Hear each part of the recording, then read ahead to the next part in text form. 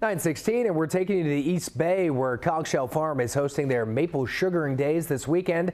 Ashley Erling is live from the farm now. Good morning, Ashley. What can you tell us about the festivities set up for today?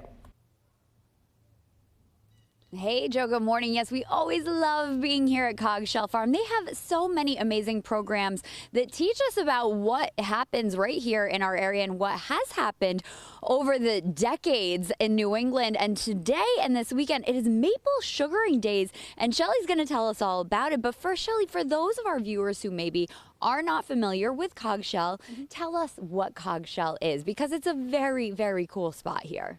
Yeah, it's a living history museum, so you get to step back and experience history for yourself. The plants, the animals, all the cooking and things that we are doing are just like it was back in the 18th century. And we've had the pleasure of being here with you for a lot of your events. You always have something great going on, and I love this one in particular, maple sugaring. This is still something that happens today in Rhode Island, so it's a great way to kind of bridge the past and the current. So tell us about what you have going on here this weekend.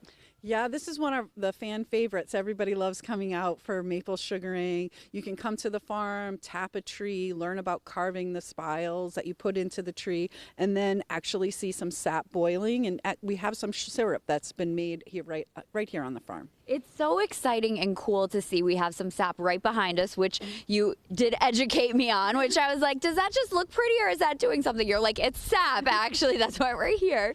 So people can really learn firsthand what goes on. Yeah, it takes a lot of sap, 40 gallons of sap to turn into 1 gallon of syrup, and that's if you've got the highest sugar content. So we're boiling all day. We've been boiling for a while to get it to go down into the syrup. And for folks who were coming out today, you actually had maple sugaring days last weekend as well. You have it going on today and tomorrow. What should folks know if they're heading out to the farm today and they want to take part? Anything they should bring with them, any way they should dress, where they should park, etc.?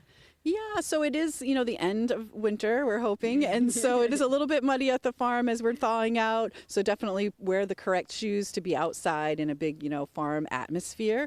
But other than that, the weather, the temperature seems like it's going to be great, and it'll be a good time to be here at the farm. And Shelly, in addition to what you have going on here today for maple sugaring, you have the bonus of seeing what's always here at the farm. You have the animals, you have these great structures. Tell us more about that. Yeah, so our animals at this time of year, we're having some baby animals. So we do have some goats at the farm. We have a pig who's about ready to give us some piglets. And then, of course, we have our historic farmhouse. That's always fun to see because it's original to the site. It's going to be a great day and a great weekend here. And coming up in our next half hour, we're going to try to give you a little demo. And maybe I will see if we can get a goat for you guys to see as well, because I got a preview and they are adorable. 9:46 on this Saturday morning. We're taking you to the East Bay, where Coggeshall Farm is hosting their maple sugaring days this weekend. Ashley Erling is live from the farm now. Good morning, Ashley. I see you have a couple special guests with you. Yes, we've been showing you goats, pigs, lots of fun here on the farm. And this weekend, you yourself can see how maple sugaring actually happens, which is what we're going to do right now. We'll give you a little preview. Cameron's the lead interpreter here at the farm, and he's going to take us through it. Cameron, I'm going to ask you about what's going on here, but first, let's talk about the maple trees. Yeah, so this one right over here is a Norway maple, I believe, and you can identify maple trees based on a couple of different factors. Their bark, usually this kind of crisscrossing zigzag pattern, is a good indicator of a maple tree. And so if you want to learn more about that, we have a whole bunch of different lessons going on over here that teach you how to identify maple trees and how to tap them properly so that you can tap your own maple trees in your neighborhood at home. Yeah, because there really are a lot in our area, and this is something that does go on all throughout New England. So you're going to show us now kind of a little history lesson of how it happens, but also how it happened not in modern day. Sure.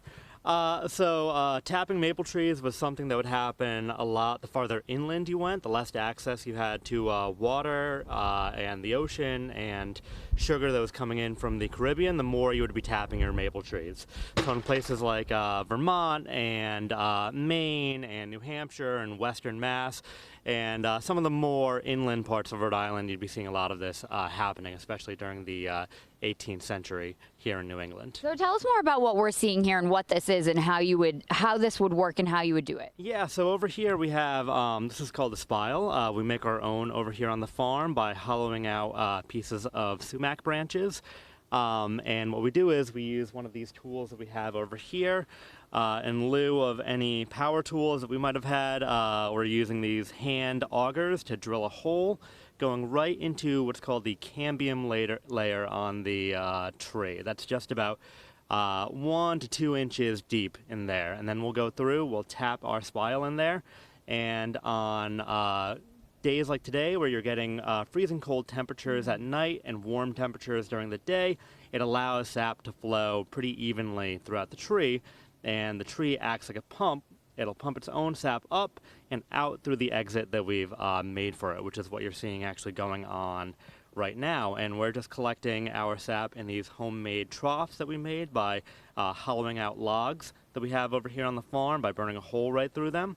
And we process that sap at our boiling station. And you can actually see it dripping as we're talking right now. It's a little, well, I think it looks slow. Maybe it's not. Maybe it's fast. But some are fast, some are slow. How does that work? It all depends on the temperature that you've got going on. It's been pretty warm the past couple of days, so you haven't gotten as much temperature variation, but we're getting pretty decent sap flow. It doesn't look all that much quicker than this on ideal days. And then you said that after this process, then it goes to boil, and then that's it. Is that maple syrup after that? Pretty much. So sap is 98% water, and 2% of that is sugar.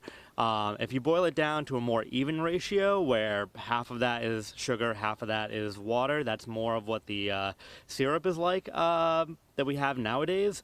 But back then, you have no refrigerator, so you were boiling off all that water, because water is where bacteria grows, so you wanted just sugar. So it's all about reduction.